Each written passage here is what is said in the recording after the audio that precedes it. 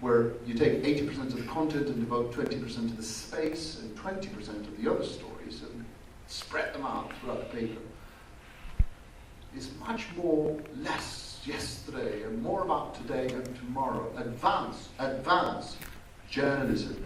Not mirror journalism, but window journalism. Let me take you somewhere you have not been. Let me lead you to a new story, a new angle. People do not want 10-hour all news in print. Are we still pushing it their way? You know, we still think our newspapers, our section editor, in the economy, he forgot to put that story about BlackBerry's new Q10. Yeah, yesterday, you know, BlackBerry announced a new Q10 phone. That's not the story. The story is, will this save BlackBerry? With this, so there's no more paper record of the day before, all news that's fit to print. We have to kill the multi-section American newspaper model. It has served our industry very well. It was started by Joseph Putterson and William Randall Hearst in New York 182 years ago. It's irrelevant. It's irrelevant. It's sort of sectionalized, and you know, I see newspapers in Canada, you know, the black masthead, you must never change the black masthead. Because, you know, Coptic title, you know, Alberta Dispatcher. It's just, and then you've got the jumps on the page, and you've got the headline, the subheadline, the byline, you know, and Obama said yesterday. Obama keeps saying yesterday. I don't know why, but that seems to be but it's a sort of multi-sectionalized American newspaper model, which is still very much the case as well in Canada, that we think is irrelevant. And frequency will undoubtedly change. We do believe that there is a case to be made. We've just done this in Norway. We have just changed the frequency of some local regional papers with some interesting results. We do believe that the newspaper business as a premium placed business, where you could get still a lot of revenue out of it, is from Thursday to Sunday, where Saturday is the new Sunday. People's habits have changed. Saturday is definitely the new Sunday, and then Sunday you can do something beyond, which is more an advanced kind of editorial content for the week ahead. But frequency will undoubtedly change, and we're working with lots of newspapers on how to get that frequency inflection point to our routines. But you have to fight this in 4 key fronts. You have to reinvent the print according to this new process of finding your scarcity and reinventing the architecture and the design. You have to reinvent the newsroom. We believe in omni design, you'll see in a moment, and investing in journalism.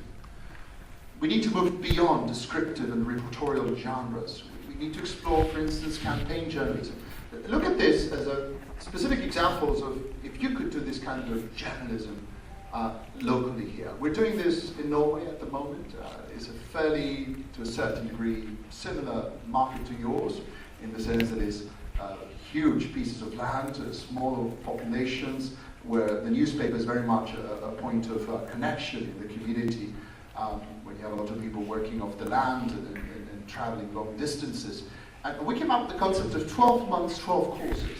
The newspaper became, it took on its own political manifesto and decided to do its own kind of journalism. Campaign journalism is also being done, for instance, by the Times of London right now. This is Cities Fit for Cycling. They started a campaign that goes beyond the newspaper, begins in the newspaper, then goes to its own website. And it's all about making cycling safe in London. Massive, massive amounts of interest, especially by young people who would never read the Times. This is not behind the wall, it's free, and it's heavily, heavily sponsored. It's been very, very successful. It's now been going on for 2 years. But look at this case of campaign journalism from a news site that we did in Russia.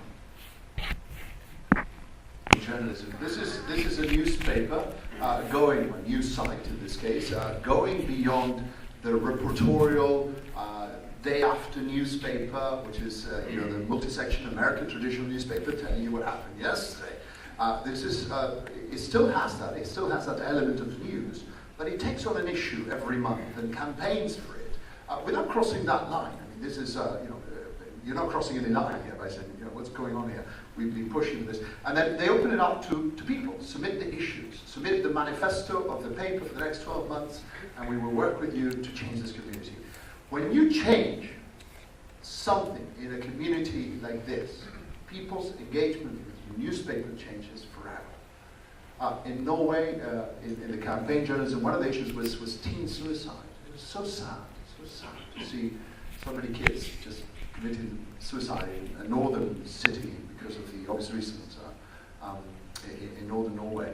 And the newspaper campaigned to help kids and to detect the early signs of teen suicide. And as a result, suicides were prevented, the rate went down.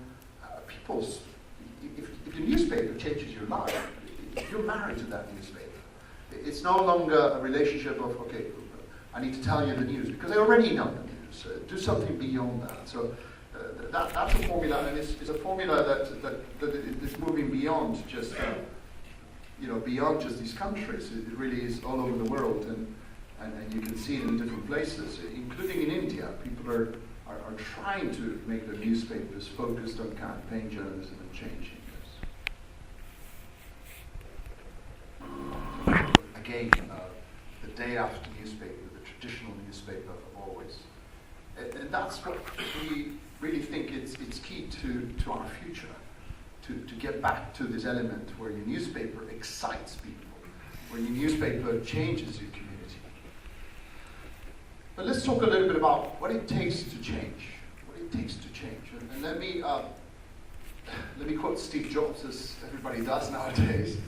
But I think it's very important that we begin to change by focusing on the importance of communicating stories in a very exciting way. And design is very important to all this. Some people think that design means how it looks, but as we know from Steve Jobs, it's really how things work.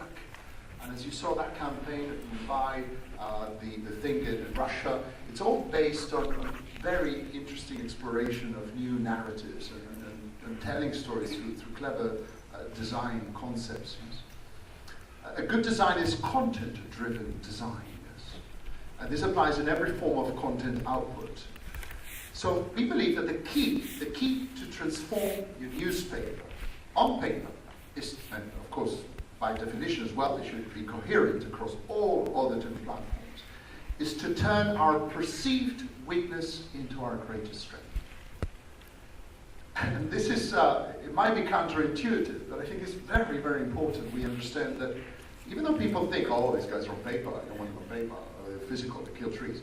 Well, that may be our perceived weakness, but in a digitally saturated age, the physicality of paper is extremely important, and we need to exploit it.